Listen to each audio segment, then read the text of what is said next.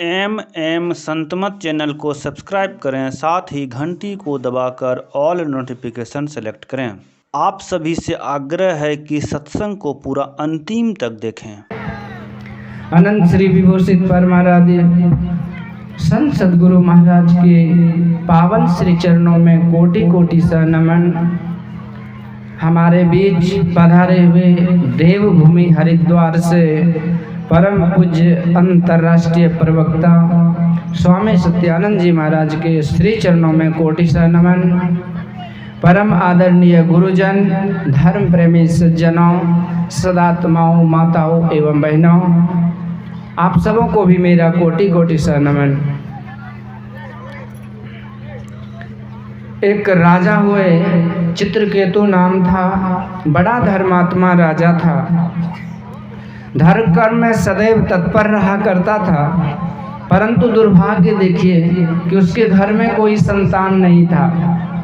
राजा ने बहुत प्रयास किया, सफल नहीं हुए, तो इस प्रयास में उन्होंने एक एक करके 1 करोड़ विवाह किए, फिर भी संतान नहीं हुआ।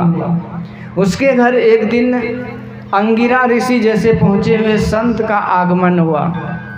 राजा ने अपनी दुख दर्द भरी कहानी सुनाई तो संत तो हृदय से मक्खन की तरह होते द्रवीभूत हो गए। शीतल चंदन चंद्रमा तैसे शीतल संत, ऐसे शीतल संत जगत की ताप बुझावे। तो परमार्थ के कारण संतन धरा शरीर, विश्व उपकार हित व्यग्र चित्त सर्वदा। संत महापुरुष दूसरों के उपकार के लिए उसका चित्त व्यग्र रहता है, उससे दूसरों का दुख देखा नहीं जाता है। इसलिए एक राजर्षि हुए थे, उन्होंने भगवान से प्रार्थना किया था, हे प्रभु मुझे ऐसा वरदान दो कि सारे संसार के जितने दुखिया जीव हैं, दुखियारे जीव, उन सब का दुख मैं अकेले भोग लूं और मेरे पास जो भी सुख है वो सब में बांट दीजिए। बोलिए श्री सद्गुरु। ऐसे संत थे अंगिरा ऋषि।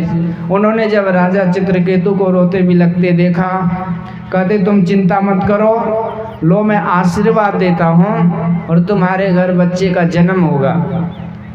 तो राजा की बड़ी रानी से खुशखबरी हुई कि एक बेटा का जन्म हो गया।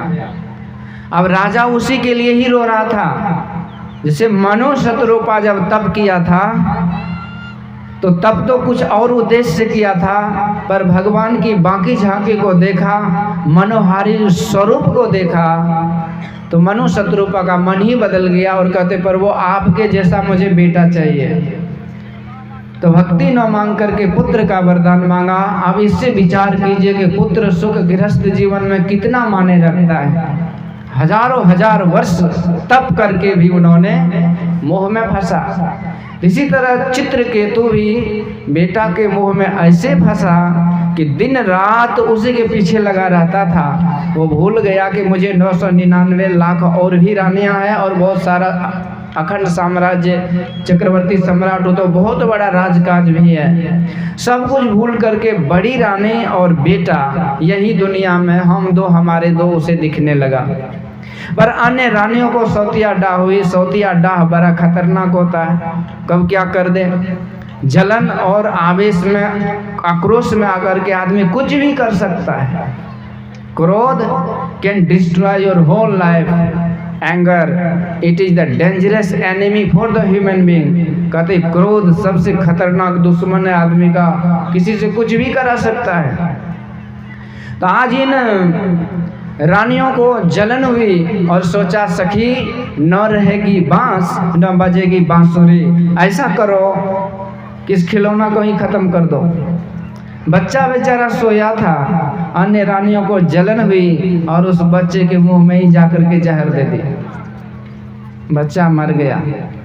रानी की नींद खुली। राजा ने देखा तो छाती पीट कर रोने लगा। रानी भी दांती पे दांती लग गया और खूब रो रही है। राजा रानी की व्याकुलता देख सारे प्रजा दुखी हो गए। संध्या, सवेरे से संध्या हो गई, दीप तक नहीं जला। कई दिन बीत गए, अन्न सन व्रत हो गया, खाना पीना सब छूट गया, केवल रोना ही चालू है। बच्चे का मुर्दा शरीर लेकर के राजा रानी तड़प रहे हैं, दांती पे दांती लग रहा, मूर्छित हो रहे हैं। शोक का सन्नाटा शोक सागर में डूब गए। पर समय बीता, कुछ ही समय क्षण के बाद एक चमत्कार हुआ कि वहां पर वही ऋषि अंगिरा ऋषि पहुंच गए। अब राजा रानी दौड़ के गए, चरणों में लिपट के फुट फुट कर रोने लगे कि किसी तरह मुझे मेरे बेटा जीवित कर दीजिए, क्योंकि आप ही के आशीर्वाद से मेरे जीवन में एक आशा का किरण उगा था, एक जीने का सहारा मिला था, पर वो भी चला गया। अब हम लोग किसके सहारे जिएंगे? यदि ऐसा नहीं होता, मेरा बेटा नहीं जीता है, तो हम सब भी आपके सामने मर जाएंगे। अंगिरा ऋषि तो ऋषि थे, अंतर्यामी थे, वो समझ गए कि इसकी आयु ही इतनी थी, मैंने ही तो इन्हें दिया था और मैं जानता था कि ये रहने वाला नहीं है, पर ये तो उस समय जिद किया तो मैं दिया। कहते राजन सुनो, शरीर से निकला प्राण, मुंह से निकला जमान, तीर से कमान, ये वापस नहीं आता, ये विधि का विधान है। धरा का प्रमाण यही तुलसी, जो भरा सो झरा, जो भरा सो बुताना, आए हैं सो जाएंगे राजा रंग फकीर, पर कब? यही तो गारंटी नहीं है कि कब। न बालक न यौवने न वृद्धि कछुबन, वह अवसर नहीं जानिए जब आए परे जमथन। No one know when the human being is going to die, when the living organism is going to die, but everybody knows that death is certain।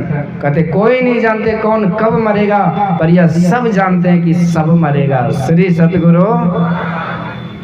तो इस तरह से अंगिरा ऋषि खूब समझाया कि भैया अब रोने धोने से काम नहीं चलेगा, इसको दफना दो, अंत्येष्टि कर लो और संतोष करो।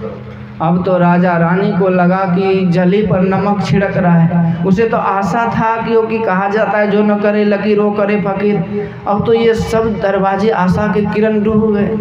राजा रानी ऐसे व्याकुल हो गए कि अब अंगिरा ऋषि को समझ में नहीं आ रहा है कि भाई इसको समझाया कैसे जाए, किसका बेटा अब दुनिया में नहीं रहा।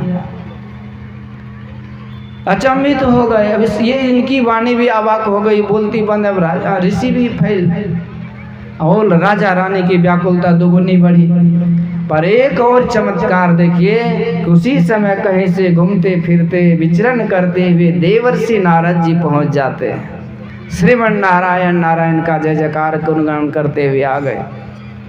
राजा को लगा कि शायद मेरे जीवन में कुछ न कुछ तो होने वाला है अच्छा, क्योंकि एक संत तो मिलना दुर्लभ है, सत्संगति दुर्लभ संसारा, निमिष दंड भरिए कौबारा। संत दरस बड़े भाग से गिरजा संत समागम, सम न लाभ कछुआन, बिनु हरि कृपा न पावै सो गावै वेद पुराण। तो बिना ईश्वर की कृपा के संत नहीं मिलते, पर यहाँ तो दो नारद जी के चरणों में गिर गए। राजा रानी फिर से रोने लगा और अर्जी करने लगा, अरदास निवेदन करने लगा कि ऋषिवर आप तो पहुँचे हुए संत हैं, देवता दानवों के बीच आपका आना जाना होता, आप तो कुछ भी कर सकते हैं, असंभव को संभव बना सकते हैं। तो कृपा करके मेरे बच्चे को जिला दीजिए, मेरे बेटा को, ताकि मुझे जीने का सहारा मिल जाए।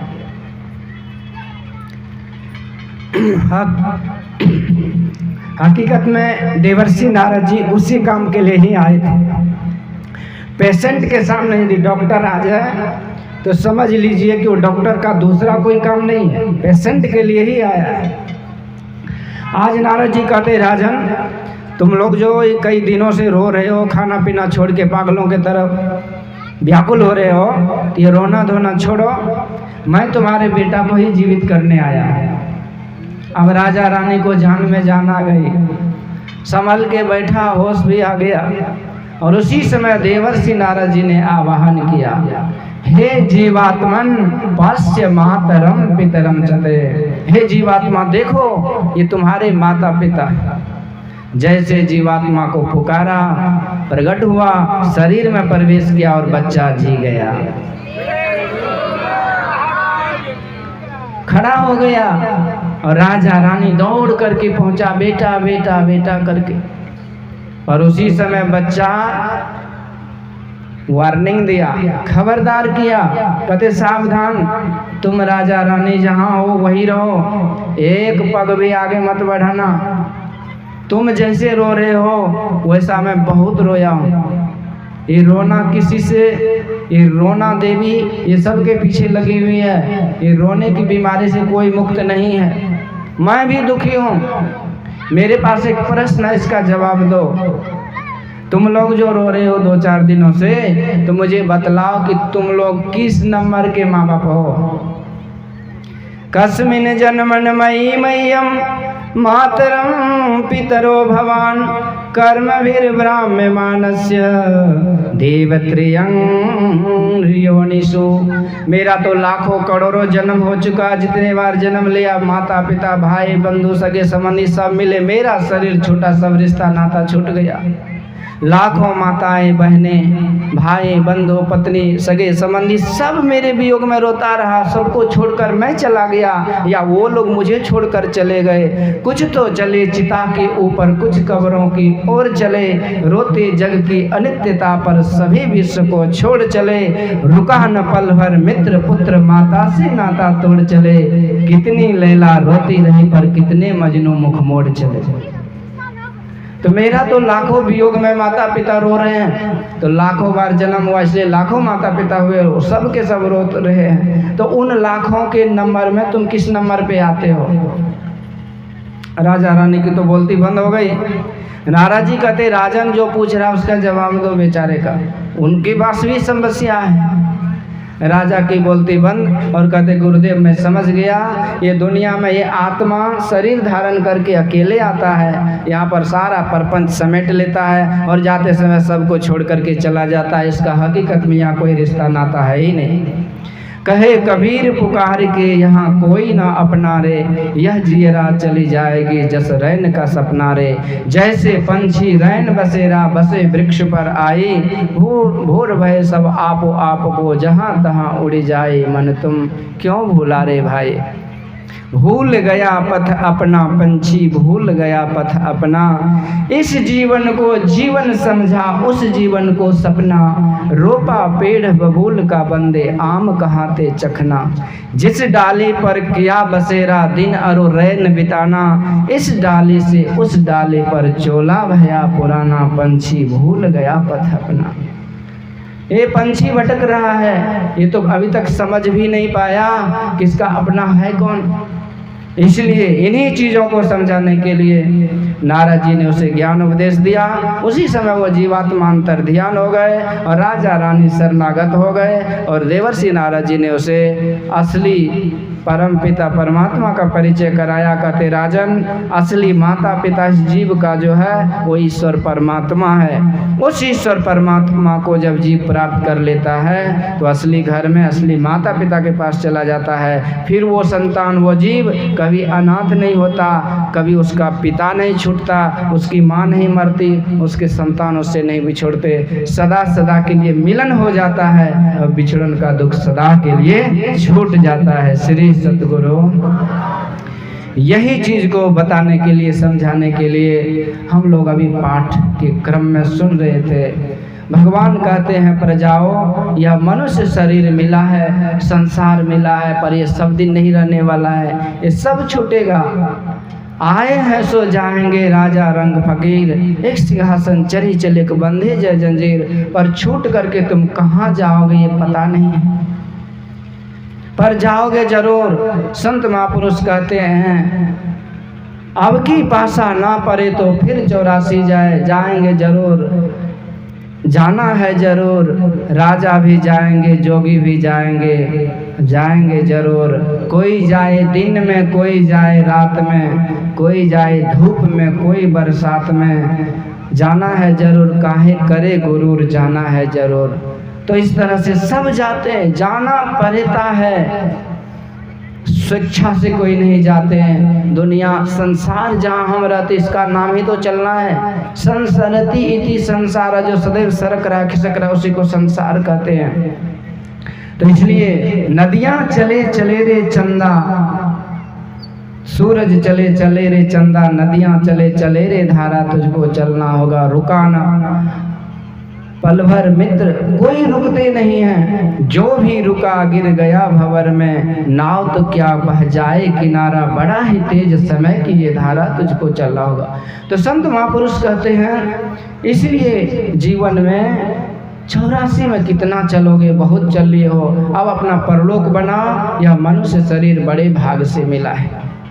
ये शरीर ले पा करके इसमें विशेषता भगवान कहते हैं कि इसी में चलने का मार्ग बना हुआ है।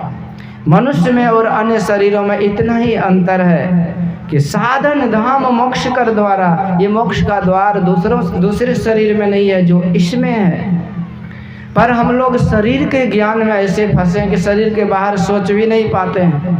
एक एक आदमी ऐना के सामने खड़े होंगे तो घंटों लगा देते हैं अपना। आज मोबाइल का युग है, सेल्फी लेने में ही समय बीत जाता है। ये शरीर पर जिस पर आपका अधिकार है, जरा विचार कीजिए कि आपका है क्या? भगवान कहते हैं तो मैंने तुम्हें दिया, तुम कहाँ से इस पर अधिकार जमा ले? मम माया संभव संसारा जीव चराचर विविध प्रकारा, सब मम प्रिय सब मम उपजाए, सबते अधिक मनोज मोहि भाए। सबको मैंने बनाया, पर आपका अधिकार है इतना ही नहीं है। आप रहते, चलिए मान लेता हूँ थोड़ी देर के लिए आपका अधिकार है, लेकिन बाप का भी तो अधिकार है। वो भी कहते मेरा बेटा है, पूरा दावा करते हैं मेरा बेटा, मेरा कुल का चिराग जलन। अब बतलाइए कि उसका बेटा है तो उनको पूछिए यदि तुम्हारा बेटा है तो तुम्हारे बेटा के पेट में liver, kidney, lungs, brain cells, इस सब का फंक्शन कैसे होता है? रेस्पिरेटरी सिस्टम, नर्वस सिस्टम, ये कैसे फंक्शन करता है बतलाइए तो। दावा ठोकरे मेरा बेटा, जानते कुछ नहीं। इसका मतलब ये कि आपका है ही नहीं। आपका मकान है, आपको तो पता है कि कितना छड़ गिट्टी सीमेंट बालू लगा है, कुछ तो एस्टीमेट बता सकते हैं। पर आपके बेटा के शरीर में पूरा फंक्शनरी सिस्टम चल रहा, कोई एस्टीमेट है? कुछ होता उठा के लेके भागते डॉक्टर के पास। आपका बेटा है तो ठीक कर दो।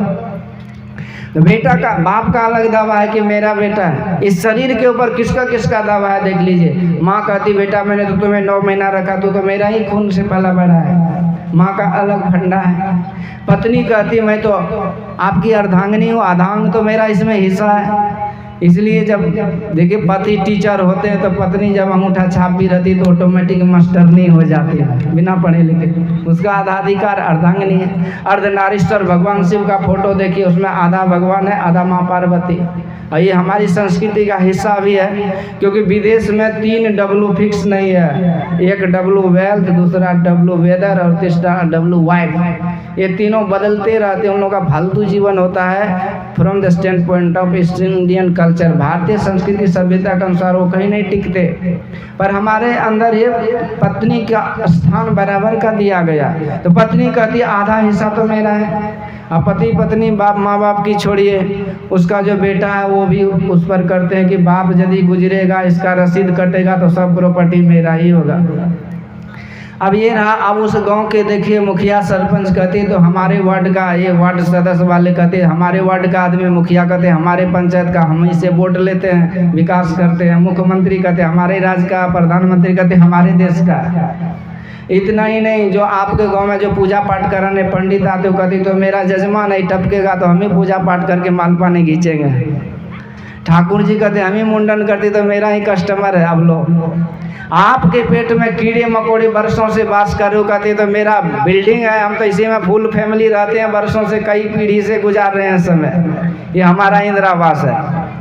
पेट के कीड़े मकोड़े आपके शरीर को इंदिरावास बना करके वो अपना दावा कर रहे हैं। किसका दावा सही है? अब तो ये बाहरी बात रही, आपके शरीर में भी झगड़ा है। शरीर जो बना है ना, तो 5-5 आदमी के चंदा से घर बना। जैसे बहुत आप प्रेमी लोग चंदा दिए तो पंडाल संडाल सब बना, सब कुछ हो रहा। तो ऐसे शरीर भी कलेक्शन से, डोनेशन से बना, ऐसे नहीं बन गया। अब इसमें किसका चंदा चिट्ठा लगा है? तो मिट्टी के बिना शरीर का कोई अस्तित्व है? मिट्टी तत्व ग्रहण करते हैं तब जाके शरीर का पोषण होता है। मिट्टी कहते भाई इसमें मैं भी हूँ, तुम लोग घबराओ मत। पानी कहता मैं भी हूँ, पानी नहीं दीजिए तो ठोर मुँह सूखेगा, बस आँख राम नाम सत हो जाएगा। पानी कहते मेरा भी हिस्सा है। मिट्टी कह रहा है मेरा भी हिस्सा है। अग्नि देव कहते मेरे बिना तुम्हारा क्या अस्तित्व है। कितना ठंडी में देखिए बूढ़ा बाबा सब सिधार गए कि नहीं, कितना झाड़ लिए चले गए। तो अब अग्नि के बिना वो शरीर का कोई अस्तित्व नहीं है। अग्नि गर्मी, हवा कहते मेरे बिना तुम कहाँ के हो भाई। 5 मिनट नाक मुँह बंद कर ले बस गोविंदाय नमो नमः हो जाता। हवा कहते मैं हूँ इसीलिए तुम लोग हो। आकाश कहते यदि मैं स्थान नहीं दूँ तो तुम कहाँ रहोगे। आपको घर ही नहीं देंगे तो रहेंगे कहाँ से? जगह नहीं तो घर कहाँ से बनाएंगे? तो आकाश, हवा, मिट्टी, पानी, अग्नि, ये पांचों ने कहा ये मेरा है तो मेरा है। ये झगड़ा यहाँ पर फंस गया। अभी 5 का जो घर है उसके बीच में आत्माराम बैठा था। उन्होंने कहा कि तुम लोग जो हल्ला मचा रहे हो, मछली बाजार बना दिए हो, अच्छा चलो तो तुम लोग हल्ला मचा रहे हो, मैं निकलता हूँ। आत्मा जैसे बोला मैं निकलता हूँ तो 5 की सीटी फीटी गुल हो गई। सोचने लगा ये जब नालायक चला जाएगा तो हमको तो तुरंत उठा करके स्मशान में जला ही देगा। घर के कहत सवेरे काढ़ो, भूत होए घर खइए, आज हो मोड़ करो सत्संगति, संतन में कुछ पहिए, जा दिन मन पंछी उड़ जाइए। जिस दिन आत्मा विदा हो गया, शरीर को तभी खून पी करके खून बढ़ाते हैं। डॉक्टर बोलता है विटामिन प्रोटीन है, दुनिया का विटामिन प्रोटीन उसी सड़ाया मछली में भरा पड़ा है क्या? मोदी जी सफाई अभियान चलाए, पर मोदी जी से भी एक स्टेप आगे बढ़ गए गांव समाज के लोग। कहते भैया सार गंदगी को, नाला कचरा जो है ना, वो मुर्गा मछली साफ करता है, हम उसको साफ कर रहे तो हम कम सफाई अभियान में थोड़ी हैं। ये सफाई अभियान आपके लिए नहीं है। तो कहने का मतलब है कि शरीर को बनाने के लिए हमने क्या नहीं किया। कितना निर्दयी बन गए। कबूतर को दाना खिलाते हैं, आज जब पार्टी चलाते दूसरी का मुड़ी मचार देते हैं। ये कौन सा सेवा है, ये कौन सी रहम है? तो कहने का भाव यही है कि शरीर से जब आत्मा विदा हो गया तो जा दिन मन पंछी उड़ जाइए, ता दिन तेरे तन तरवर के सबे पात झर जाइए। कहाँ वह नैन कहाँ वह शोभा, कह रंग रूप दिखाइए, जिन लोगन सो नेह करत हो सो तो ही देख घिनइए। अभी हाय हेलो जो करते हैं वही नाक पर रुमाल लेके चले जाएंगे, अरे छोड़ो बीमारी में है, खो खो ढोढो कर रहा है, क्या फालतू का समय बर्बाद करना। तो अपने सुख में सब जग बांधियो, कोई काहू को नहीं। जब तक आपके जेब में पैसे हैं लोग कहते हैं आप कैसे हैं, अब पैसे नहीं तो जैसे हैं तैसे, क्या मतलब है? तो यही बात है, सुख की सब साथी, दुख में कोई नहीं आएगा। तो दुख क्या है? जब आत्मा शरीर से विदा हो गया, यही तो दुख है। तो जिस दिन आत्मा चला जाएगा उस दिन क्या प्रीति रहेगा संसार से। बहुत कमाया पर घर वाले भी कहते भूत बन के आ जाएगा। तो ये आत्मा बोला भैया मैं जा रहा हूँ, तुम लोग झगड़ा करते रहो। 5 ने गिड़गिड़ाया, बोला नहीं, हम लोगों को औकात का पता चल गया कि हम लोग का अधिकार क्या है। अरे हम लोग का तो तब तक अधिकार है जब तक महाराज आप यहाँ बैठे हुए हो, इसलिए आप बैठे रहो, हम लोग अब झगड़ा झांटी नहीं करेंगे। तो आत्मा ने कहा, तब से आत्मा ने कहा तुम जितने भी हो तुम सबका अधिकार फालतू है, सब है तो मेरे लिए है, और मैं भी उस परमात्मा का अंश हूँ, उसी के आदेश पर मैं यहाँ हूँ। इसलिए ये किसी का नहीं है, पंचायती धर्मशाला है, ट्रस्ट बना हुआ है, पर संचालक तो एक ही परमात्मा है। तो वही परमात्मा कहते हैं कि मैंने शरीर को दिया है, पर ये शरीर बड़ा अनमोल है, ये संसार सागर से पार करने के लिए है, अंतर के मार्ग से रास्ता है। बाहर में कोई चल करके कहीं कोई नदी नहीं पार कर सकता, कहीं कोई सागर नाम का चीज नहीं है जिसको आप पार कर जाएंगे, पर अंदर की रास्ता है जिसको संत महापुरुष कहते हैं अद्भुत अंतर की डगरिया, जा पर चलकर प्रभु मिलते। अमृत धुनि की नौबत झरत, बड़ भागी सुनते, सुनत लखत सुख लहत, अद्भुति में ही प्रभु मिलते। इस अंदर के मार्ग पर जो साधन का धाम और मोक्ष का द्वार है, दुनिया में कोई सुखी नहीं है, मन से सब दुखी है, और अंदर के मार्ग को ही सुख मना कहते हैं। उस पर मन जाएगा आप सुखी हो जाएंगे, क्योंकि सुख का सिंधु, आनंद का भंडार वो परमात्मा है, और उसी के पास जाने का अंदर में मार्ग है। पर आप लोग यहीं पर हम यहाँ पर ब्रेक लेते हैं। स्वामी जी का आगमन हो रहा है, तो सबको एक खड़े होकर के जय जयकार करेंगे। बोलिए श्री सद्गुरु